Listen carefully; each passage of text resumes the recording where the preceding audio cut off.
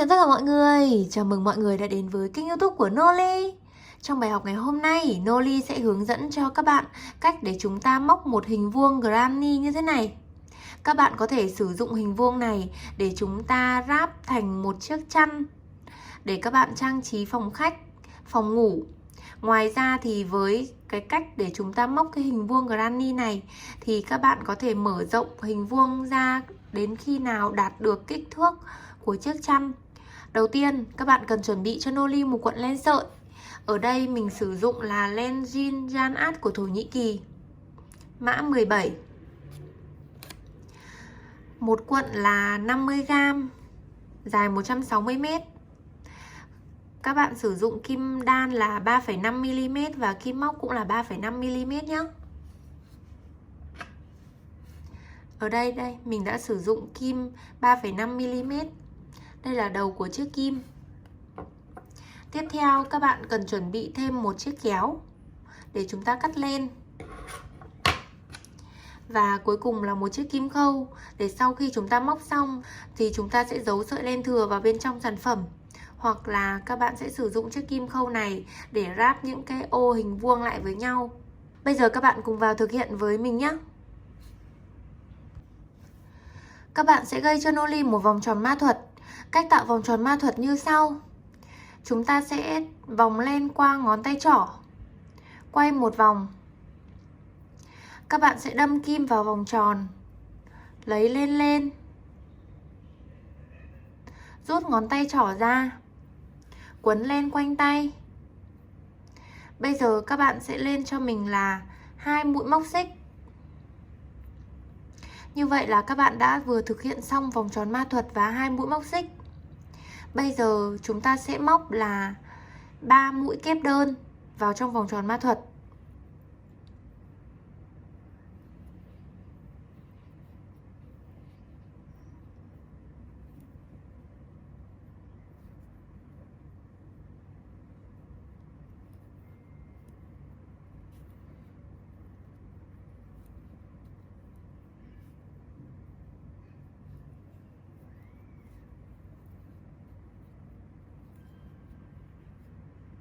Sau khi đã móc xong 3 mũi kép đơn, các bạn sẽ lên cho mình là 2 mũi móc xích. Chúng ta lại tiếp tục thực hiện 3 lần cụm 3 mũi kép đơn, 2 mũi móc xích là chúng ta sẽ kết thúc được hàng thứ nhất.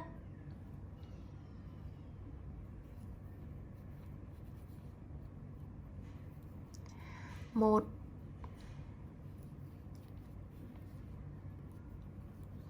hai,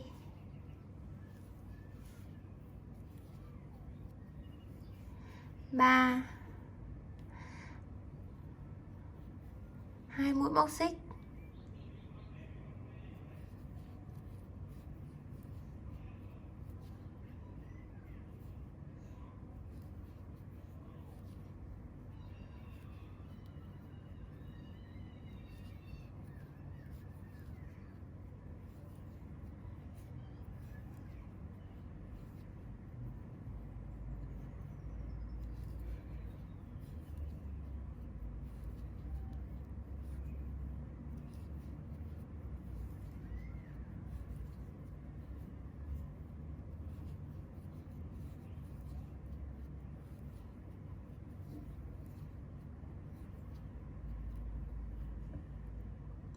Sau khi các bạn đã thực hiện là 4 lần cụm 3 mũi móc kép, 2 mũi móc xích, lặp lại cho đến hết hàng, thì chúng ta có thể thấy là bây giờ các bạn đã tạo được 4 góc vuông. Bây giờ các bạn sẽ trượt mũi để khép vòng.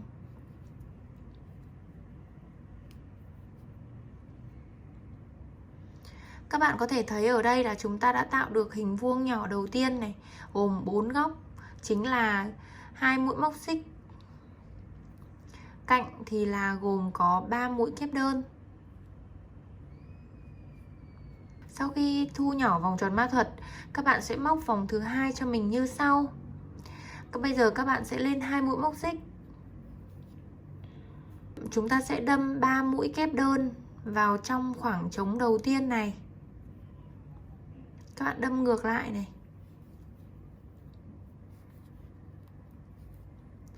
1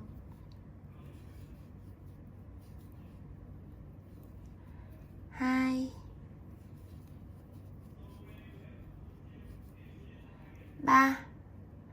Sau khi mà móc xong 3 mũi kép đơn vào khoảng trống thì chúng ta tiếp tục móc vào khoảng trống kế tiếp một cụm gồm có 3 mũi kép đơn, 2 mũi móc xích, 3 mũi kép đơn.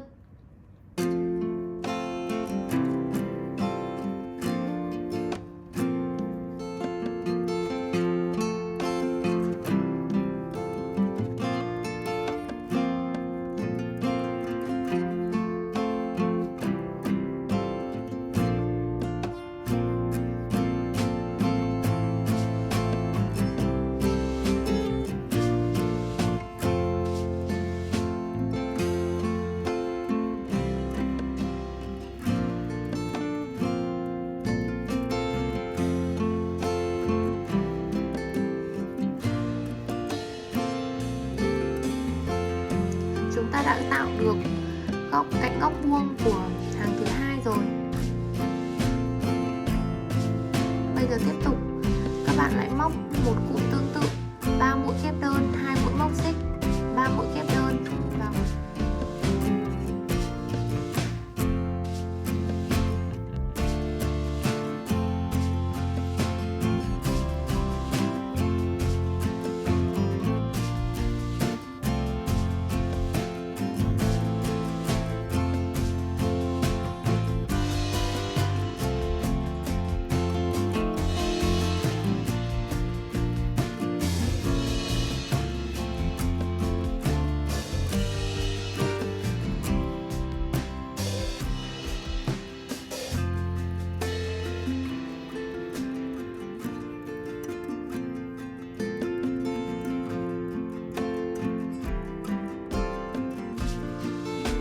Lại được một cạnh góc vuông nữa.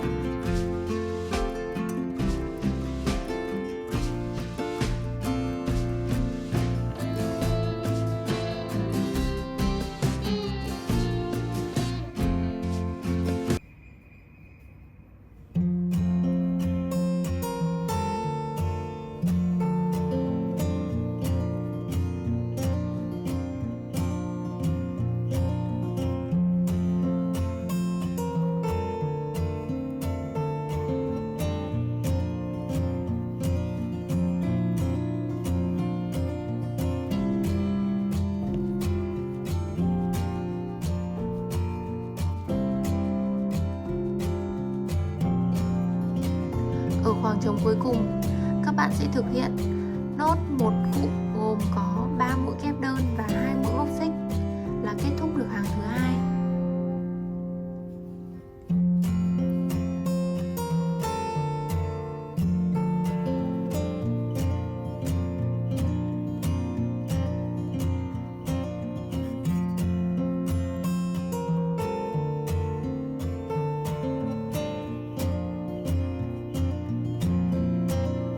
Sẽ trượt mũi và kết thúc hàng.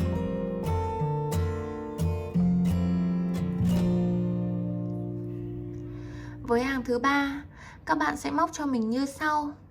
Ở 4 góc, chúng ta sẽ móc một cụm là 3 mũi kép đơn, 2 mũi móc xích, 3 mũi kép đơn vào cùng một khoảng trống. Ở giữa cạnh của góc vuông, chúng ta sẽ móc một cụm gồm có 3 mũi kép đơn. Các bạn sẽ lên cho mình là 2 mũi móc xích. Các bạn đâm ngược về khoảng trống đầu tiên.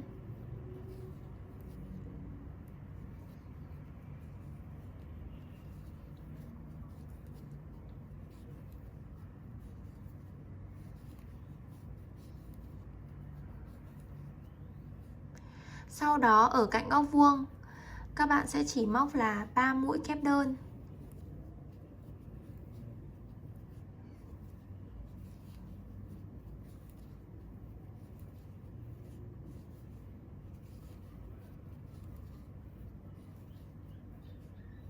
Tiếp theo ở góc vuông chúng ta sẽ móc là một cụm gồm có 3 mũi kép đơn, 2 mũi móc xích, 3 mũi kép đơn.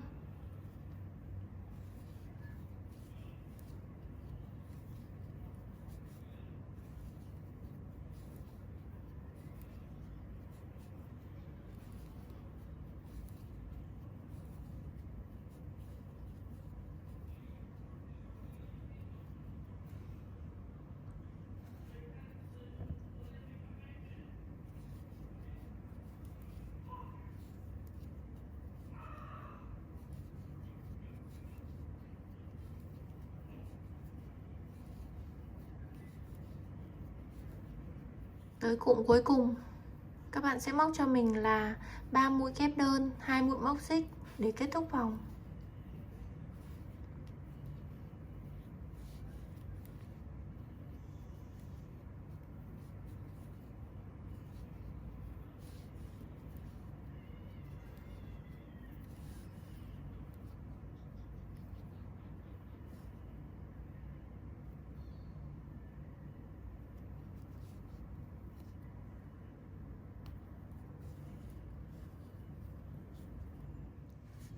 Tương tự hàng số 3 ở hàng thứ tư, mình cũng sẽ móc công thức như sau.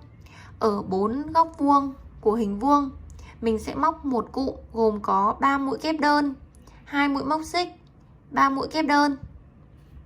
Góc vuông này và góc vuông này cũng như thế. Riêng ở góc vuông đầu tiên mình sẽ móc là 3 mũi kép đơn, và tới cuối hàng mình sẽ thực hiện nốt là 3 mũi kép đơn và 2 mũi móc xích. Còn ở cạnh góc vuông, mỗi khoảng trống mình sẽ móc một cụm là 3 mũi kép đơn. Cứ liên tiếp như vậy, các bạn sẽ tịnh tiến ô vuông này đến khi đạt được chiều rộng mong muốn.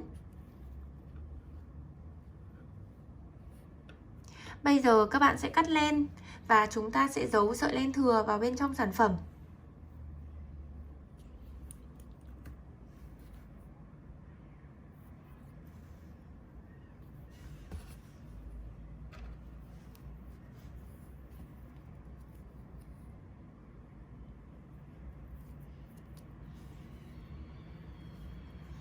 Các bạn sẽ đâm kim ngược vào bên trong để giấu cái nút thắt lại. Chúng ta sẽ đi cái sợi len thừa vào bên trong các mũi móc.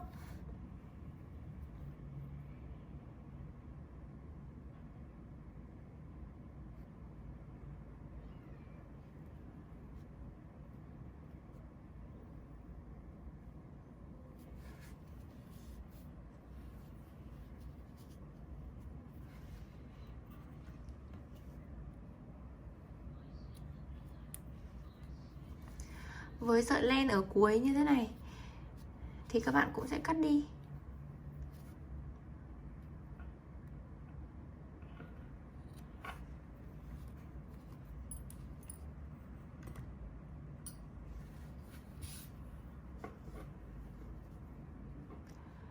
Noli chúc các bạn thành công nhé. Đừng quên ấn like và subscribe kênh YouTube của Noli Handmade. Bấm vào biểu tượng quả chuông để là người sớm nhất xem được video mới nhất của Noli.